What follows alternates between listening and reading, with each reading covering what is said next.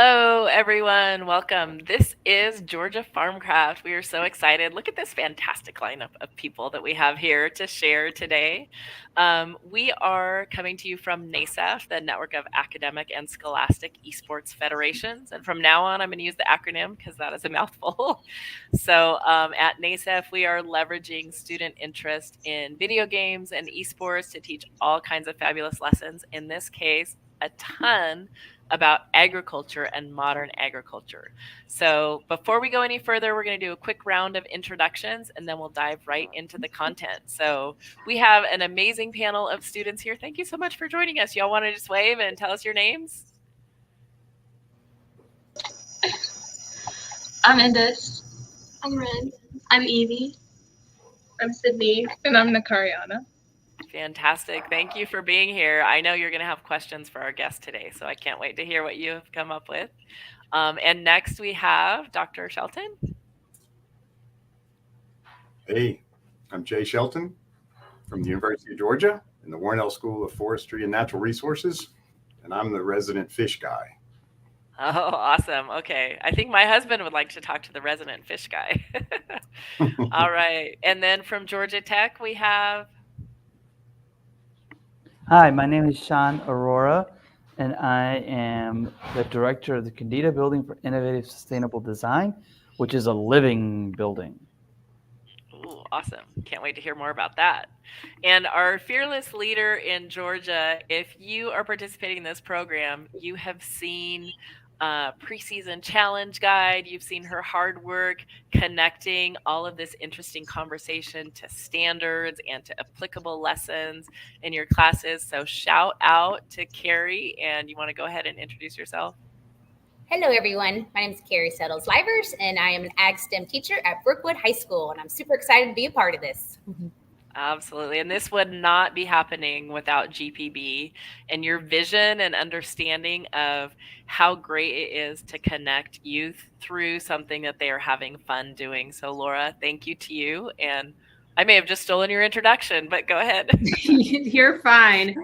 Hi, everybody. I'm Laura Evans. I'm the VP of Education here at Georgia Public Broadcasting. We are digital content provider for the state of Georgia, working with teachers and students all over the state. And this is the first of its kind for there to be a regional farmcraft competition. And Georgia is leading the charge with offering this across the state. And I'm just here to connect people, and we're so happy for the partnership with NASEF and our friends at UGA and our friends at Tech, and Carrie, who's just been so helpful to me throughout this whole process, and excited to hear from our experts today and our students. And I'll turn it back over to you, Claire.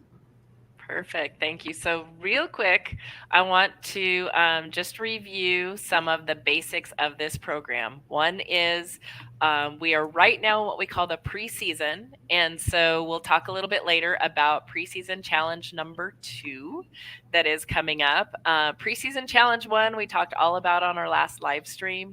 And if you have not yet completed that challenge, do it now. I'm also going to mention we use Flip as a video recording tool for submissions, and we know that they were having technical challenges earlier last week and kind of off and on. So if you had issues uploading a video, do not fret. It wasn't you. It was the platform. This happens, and just try again, and it probably will work this time, we hope. So make sure you upload those challenges, and then we're going to continue with these live streams to help you understand the material that we're covering. And of course, there are awards. So make sure that you're submitting as described so you can qualify for those awards. Sign up is really easy. That happens at gpb.org/Georgia-Farmcraft. And on that page, you're going to see all kinds of resources for you. As I mentioned, this is the top of the page. Let's start there. As I mentioned, we have a preseason challenge that we already discussed last week. So you can see that right here. And then we'll move right into this week's, which is around controlled environment agriculture. And there's one more preseason challenge. And everything you need is on this page: how to register, if you need links for getting Minecraft for free, if you need to know how to join the flip group or how to record your video, it is all there. So make sure you head on over and check out that page. And so one other thing that I just want to mention real quickly, if you have questions, type them in the chat. We will answer them. We're going to be busy talking with each other, but if you type them in the chat, then we will make sure we get back to you. If you have outstanding questions or something about the technology or something, please email us, info@nasef.org, and we will get to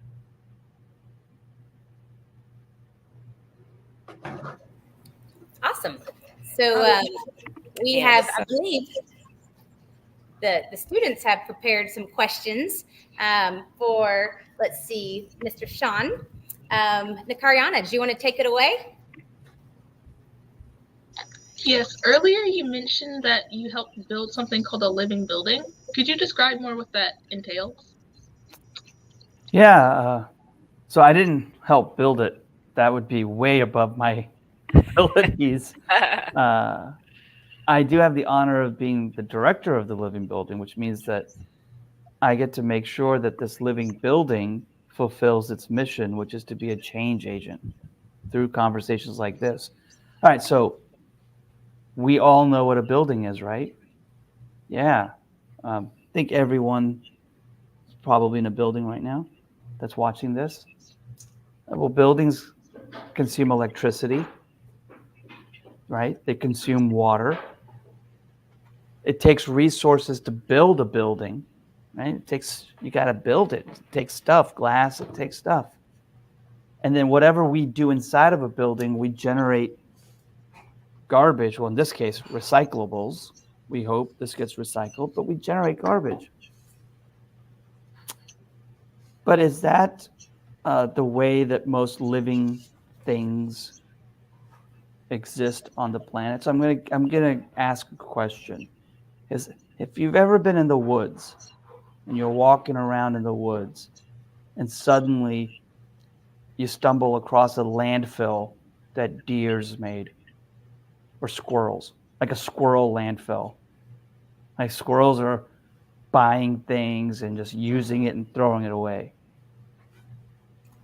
That would be a sight to see. That would be a sight to see, right? Yes. Right? You know, a squirrel taking a wrapper, eating a candy bar, and just throwing it away. Humans make landfills. I don't think that's a controversial statement. I've never seen any other animal have a landfill. And so I use that as an example to showcase that we have a unique relationship with the planet. And, you know, we create things that take more from the planet than we give back to the planet. In fact, what we give back is garbage, pollution. And I want to make sure that everyone understands I'm not making a value judgment. I'm not saying we're bad because we do this. That's just what we do. I don't think anyone can disagree that that's what we do. So then the question is, well, if we want to change what it is that we do, how can we be more like nature? And that idea is called biophilic design or biophilia, like the word bio it's in there, right? How would nature do something? Because nature does a lot of things really, really well. And so a living building wants to be more like nature. And there are things in nature, lots of examples in nature, where something actually gives back more than it takes. So at this moment, I'm going to share my screen. Is that okay? Can I share my screen? Absolutely. All right. Now, let me see if I do this properly.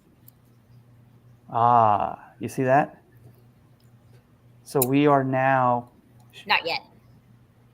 See that? There we go. Okay. Yes. So we are now virtually kind of looks like a video game, right? We are virtually outside of the Candida Building for Innovative Sustainable Design on the campus of Georgia Tech in Atlanta. This is the region's first fully certified living building. We're going to virtually walk into the building. Hello, how's everyone doing? Hello. Take a look. So we're going to walk in. And it looks very much like a conventional building, but y'all probably already noticing a few things that are different. Like, look how much natural light is in this building. Take a look at all the wood that we use. Let me get back to this idea of a living building, or as we like to say, a regenerative building, something that's regenerative. And the metaphor that we use is a flower, because plants take everything they need from their site, right? All the water, all the energy, all the nutrients plants get from their site. And when a flower is gone, it has actually given us more than it took, because flowers give us seeds. So nature has examples of biology that gives back more than it takes. And so we want buildings to be like flowers. That's why the 7 petals of the Living Building Challenge, which is the certification standard that we had to meet in order to be a fully certified living building, the 7 performance areas are called petals, and they are place, water, energy, health and happiness, materials, equity, and beauty. In order to be a fully certified living building, you have to meet about 300 requirements spread across these 7 petals, and then prove after you open that you met these requirements. And these requirements are, broadly speaking, net positive energy. In order to be a fully certified living building, you have to generate more electricity each year than you consume. Net positive water. You got to function like the forest, because we live in a forest. If we were in the desert, you'd have to function like the desert. We diverted more waste from the landfill during construction than we sent to the landfill. We also started our life with 0 carbon pollution. We're also a very healthy building. We really take into account the health and wellness of the occupants of the building. So those are just 5 examples of what you need to do to become a fully certified living building, or in other words, a building that's giving back to nature more than it takes from nature. So I hope that gives you a nice overview of what it is that a living building does and what makes it a living building. That's really good. Thank you for sharing that. Students, I know we have just a couple of minutes, and then we're going to move on to the next guest. But did you have anything else that you wanted to ask about this living building? Can I ask what your favorite feature about the building is? Oh, wow. There's so many favorite features, but I think one of the things that the students love the most is our rooftop garden. So let's go to first of all, as we walk in, those are muscadine grapes, grapes that are native to Georgia. And so we have a requirement in order to be a fully certified living building to have an example of urban gardening. So what we decided to do is we built our urban garden on our rooftop. So right now we are virtually walking upstairs. See, hi, we're upstairs. And we are now going to go onto our green roof, where you can see that we've got this wonderful rooftop farm. Isn't that awesome? We have blueberry bushes on both sides. And then here we've got beehives. And beehives, yeah, beehives. Look at all these beehives. And all of this patch to our left, well, my left, I'm not sure how you can see it, but this patch right here, that's all flowering plants for the bees. And then here we've got seasonal fruits and vegetables that students grow. And to see this level of urban farming when you can see skyscrapers in the distance, we're in the middle of the city. And this is a lot of food that we grow each year. And so that's without a doubt one of my favorite aspects of the Candida building is that when people come up here, no matter, talking about energy and water and people like that's boring. But the second they see strawberries and blueberries and kale, We all like to eat, right? everyone's on board. Like, is that a zucchini? Is that a Right. Brussels sprout I see there? So that's probably one of my favorite They get aspects excited of the about the building. kale. They get excited about the kale and the Brussels Absolutely. sprouts. That's good. Those green veggies are very Yeah. important. That's awesome. I went one time in San Francisco to the California Academy of Sciences, and that building it's a grass rooftop, but it's a living building, and it's in a different way. I mean, it's a living roof. And so then it attracts, the different wildlife and helps sustain the local wildlife, despite the fact that it's this massive building. And I just love that awareness. Very cool. The last thing I'll say is school. I was in Washington, D.C. for a conference last year, and I looked across the city, and it was green roof after green roof after green roof. And it was just amazing that you just had grass growing on these rooftops, and some were flowering and some were just grass, but you could just see butterflies and you could see insects enjoying all of that greenery. Right. That's awesome. Well, thank you so much for sharing that with us. I definitely want to come and see that building myself. And I don't know, are we allowed to sample the blueberries, or is that, We don't object. Okay, perfect. All right. I will do that for sure. So next, Carrie, I think you want to share your screen, and we're going to jump into Minecraft, which is awesome. And then you take it from here. I know you have the preseason challenges to share, and then also Dr. Shelton, we're so glad to have you here. And I know the students wanted to talk to you a little bit about what you're doing as well. So share away. I just want to point out too that we have, Georgia Tech representing, we've got UGA representing, so we've got our schools all come together in the sake of this harmonious, sustainable agriculture existence. So that's exciting. So here, let me go ahead and take this away. So students, y'all can go ahead and ask Dr. Shelton your questions that you had. What was the main message that you wanted to get across to students around Georgia? Well, I think this is a wonderful project. It's really exciting to be a part of it. And as a fish nerd, I'm delighted that when we think about agriculture, that we include things that are farmed underwater, because that's very, very important globally. It's very, very important nationally, and very important here in Georgia. And so I think that's a theme that probably will come through with respect to all types of potential for urban agriculture. And, I love the fruits and vegetables. I love the green stuff too, but we do need a little bit of protein. And we're going to talk today about aquaponics, and that's where all this stuff kind of comes together in a nice, neat package. Dr. Shelton, explain a little bit about what you do.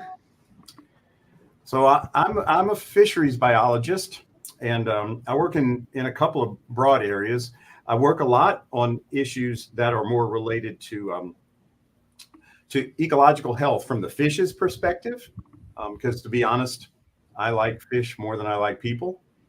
But I also work from the other perspective, which is the human health perspective and the ecosystem services and the other things that we get from aquatic environments.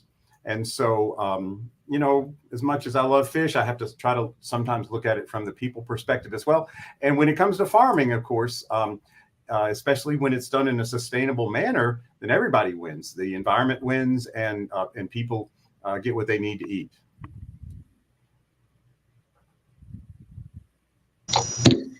What is the importance of aquaculture in Georgia?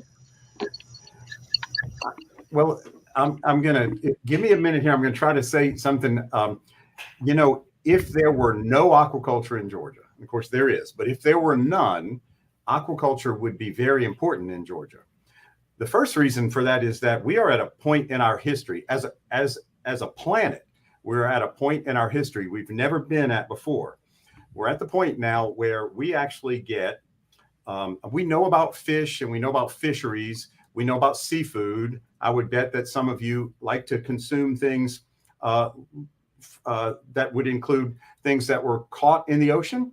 I'll bet you that all of us on a daily basis use products that we don't even know contain derivatives from things that come from the ocean. Things like toothpaste and ice cream and cosmetics and other products. So even if we didn't do any aquaculture in Georgia, it would be very important to us because for the first time in our history, 50% of the products that we depend on water, oceans and fresh water for are farm raised and 50% are captured from the wild. So that's a really important point in history. And then in the United States, the vast majority of the food that comes from fish farming and from wild fisheries is imported. Some estimates as high as 85 or 90% of that material is imported.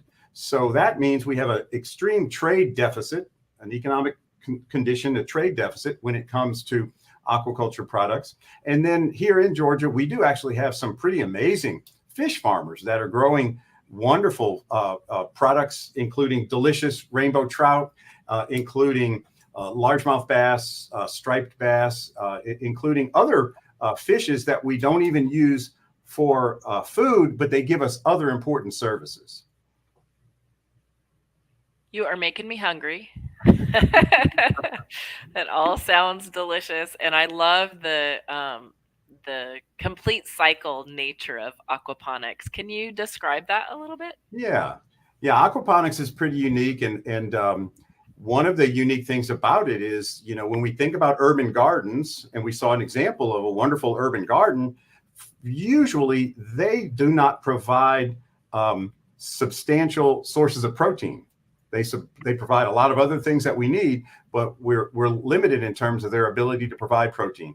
So essentially, many people know that hydroponics is growing plants without soil. So we're growing plants using water but no soil and adding nutrients that are needed. And then you've heard of fish farming, and aquaponics is when we integrate the two of those things together so that the plants get the fertilizer that they must have from the fish, and the fish get the clean water that they must have from the processes that involve the plants. So it's very much a regenerative type of agriculture, and it's cost effective in that it requires a small footprint. It requires relatively small amount of energy for the amount of protein that it generates. And we recycle that water, so we're not producing an effluent that we have to treat or to be concerned with. And so it's something that definitely lends itself to the production of protein in an urban setting. That's great. And it sounds like that is addressing some of the issues that Shan was talking about with regard to, you know, when you minimize your imprint and you minimize what you're doing and how you're impacting the earth, that's really important. That makes a big difference.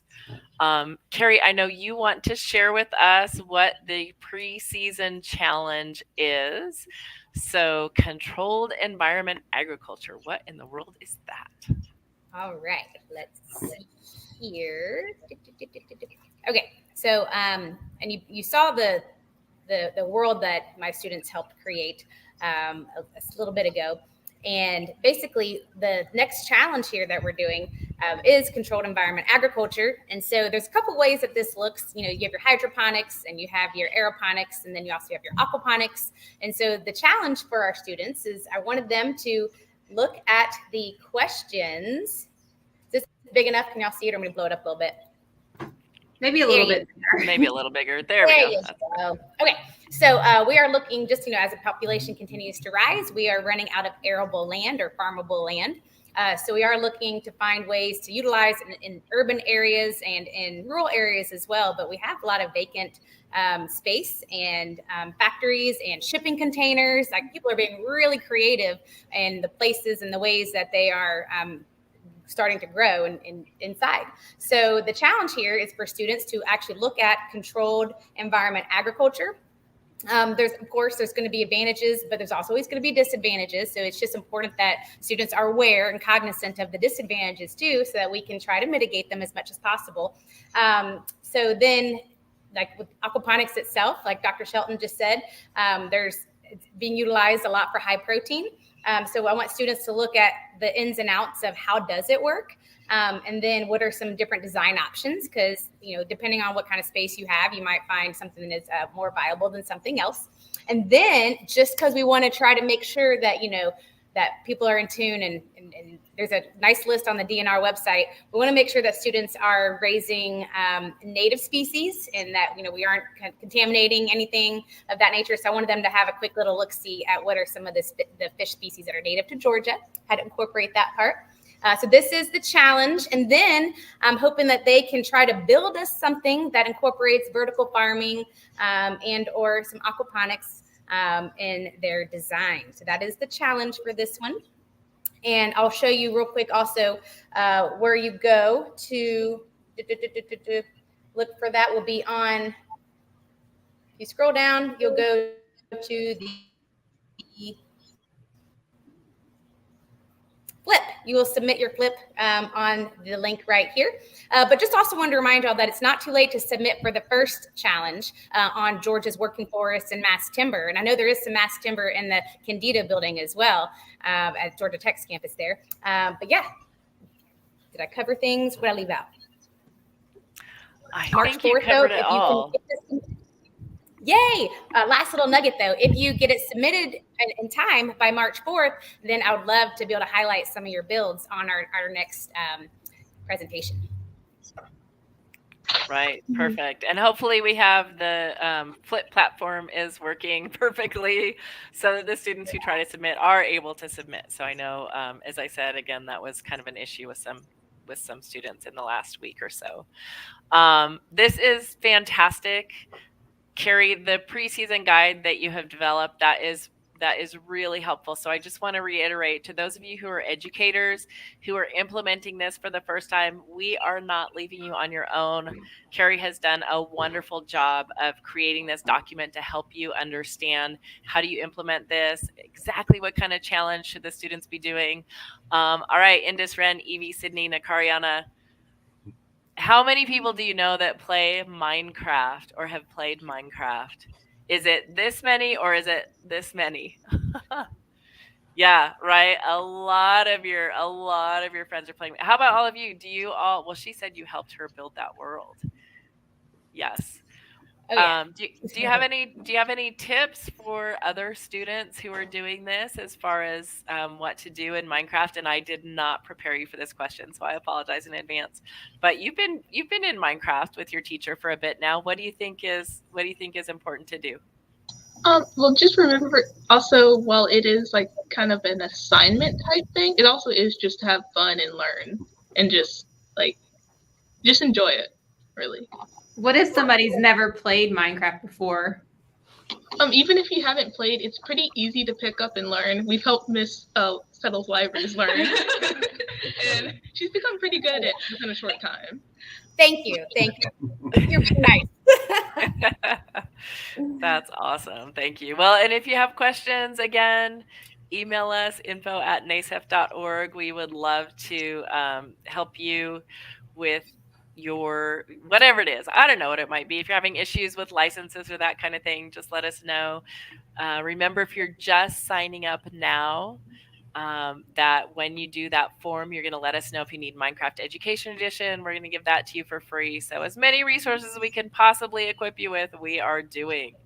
Our next stream is coming up shortly. So on March 12th, we will see you again, and we will have a couple of additional fantastic guests to share with us their knowledge, their expertise. It is so clear in listening to both of you talk how much you love what you're doing and how impactful it is. So I just want to say we appreciate the work that you're doing. It matters.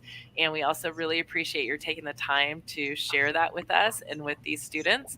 They're not college students yet, but they're coming your way. And so it's great to get them started thinking in that direction even younger. So I want to do a little separate shout out because they both actually hosted me and other teachers on their campus and in their facilities. So it really is a village, right? And like this is all vertical alignment. So they're amazing. Absolutely. Yeah, I love the collaboration. It's fantastic. All right. Thank you all for joining. Students, thank you for taking time out of your day for us. We appreciate that. And we will see you all on the next stream. Bye, everybody.